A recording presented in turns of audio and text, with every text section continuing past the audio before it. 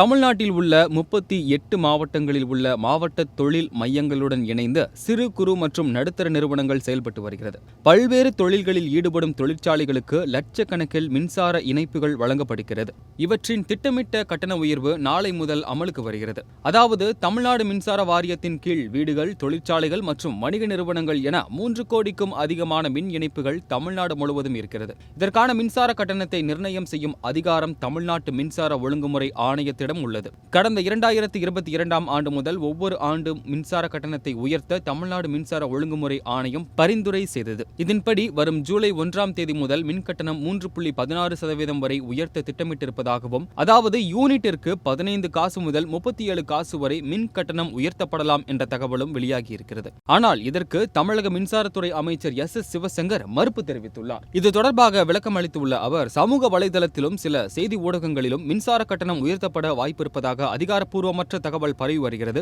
ஏற்கனவே கடந்த மே 20ஆம் தேதி வீட்டு மின்சார இணைப்புகளுக்கு எந்தவித மின்சார கட்டண உயர்வும் இல்லை என்று விரிவான விளக்கம் அளித்தோம் என கூறியுள்ளார். ஆனால் தற்பொழுது மீண்டும் மின் கட்டணம் குறித்த வதந்திகள் தொடர்ந்து பரவி வருவதாகவும், எனவே இது குறித்து மீண்டும் அரசின் சார்பில் தெளிவுபடுத்தப்படுகிறது எனவும் அவர் கூறியுள்ளார். அது மட்டும் இல்லாமல் வீடுகளுக்கு மின் கட்டணம் உயர்த்தப்படாது, 100 யூனிட் இலவச மின்சாரம் உள்ளிட்ட அனைத்து சலுகைகளும் தொடரும் என அவர் தெரிவித்துள்ளார். மேலும் மின்சார கட்டண உயர்வு குறித்த தேவையற்ற வதந்திகளை பொதுமக்கள் நம்ப வேண்டாம் எனவும் அமைச்சர் சிவசங்கர் கோரிக்கை விடுத்துள்ளார்.